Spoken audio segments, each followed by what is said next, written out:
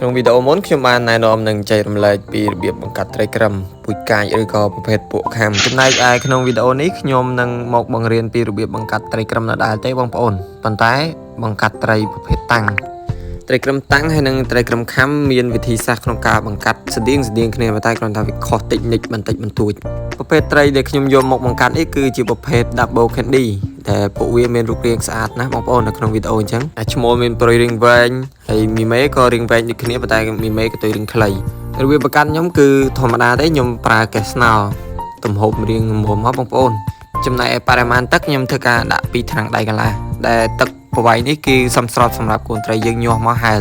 ខ្ញុំដាក់អំបិលមួយចិបដើម្បីសម្លាប់មេរោគក្នុងទឹកផងដែរអ្វីដែលយើងមិនអាចភ្លេចបានគឺប្រភេទសារ៉ាយហើយនិងប្រភេទចកប្រភេទនេះវាជួយសម្អាតទឹកនិងជួយឲ្យកូនត្រីយើងអាចតោងនៅលើស្លឹកវាបានណាបងប្អូនហើយអត្ថប្រយោជន៍មិនមែនមានតែប៉ុណ្្នឹងទេ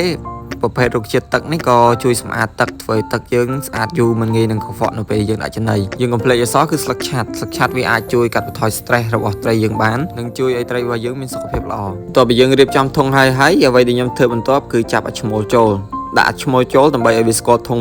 មុនពេលដែលយើងបលែងមីញីចូលវាគឺជាតិចនិចបន្តិចបន្តួចដែលធ្វើឲ្យត្រីរបស់យើងរហ័សគៀបផងដែរមីញីខ្ញុំធ្វើការដាក់ក្នុងកំប៉ុងថ្មបែបនេះដើម្បីដាក់ធៀបវារយៈពេល1ព្រឹកសិន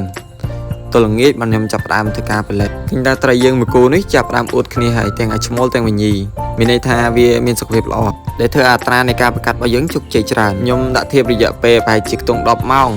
ពីពេលព្រឹកខ្ទង់ម៉ោង7រហូតដល់ម៉ោង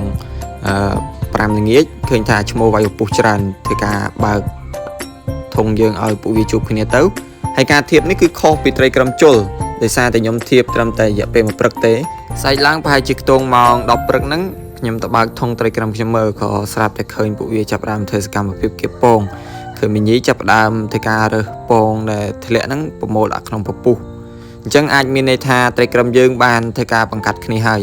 យើងចាំរយៈពេល2ទៅ3ម៉ោងបន្ទាប់ពីឃើញពួកវាគៀបពីព្រោះថាបើសិនជាយើងដកញីចេញភ្លាមវាអាចនឹងគៀបពងអត់ទាន់ហើយប្រហែលជា3ម៉ោងក្រោយខ្ញុំសង្កេតឃើញថាពងយើងពេញពពុះពេលនេះហើយដែលយើងអាចដកមីញីចេញបានពីព្រោះឃើញថាឈ្មោះដេញជុលមីញីហើយនឹងកុំឲ្យធ្វើឲ្យមីញីនឹងស៊ីពងយើងបាន2ថ្ងៃបន្ទាប់ក៏សង្កេតឃើញថានៅក្នុងពពុះលែងសូវមានពងស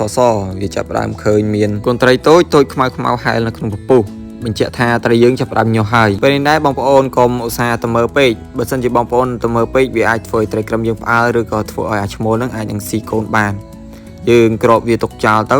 អាចថាចាំ2 3ថ្ងៃក្រោយចាំយើងទៅបើកមើល2ថ្ងៃក្រោយបន្ទាប់ពីញាស់ខ្ញុំសង្កេតឃើញថានៅក្នុងត្រីក្រឹម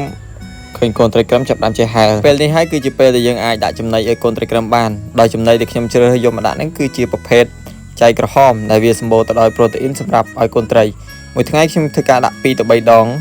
ចំណីយើងដាក់តិចបានហើយកុំដាក់ច្រើនអីព្រោះថាបើសិនជាយើងដាក់ច្រើនអាចនឹងធ្វើកូនត្រីយើងងាប់បានដោយសារស្អុយទឹកភ្លេចប្រាប់បងប្អូនខ្ញុំក៏មានពូជ Galaxy បោះដុំដែរ10គ្រាប់ខ្ញុំលក់ក្នុងតម្លៃ 40000 ហ្វ្រីសេវាជូន25ខេត្តក្រុងមានមេ4ឈ្មោល6និងថែមជូនមេ2ជូនបងប្អូនផងដែរសាយវាគឺសាយកដាលបងប្អូនមិនធំពេកក៏មិនតូចពេកដែរចំណែកឯត្រីក្រឹមជុលក៏ខ្ញុំមានប្រភេទពួកឈាមខ្មោចដែលមានរូបរាងស្អាតបែបនេះ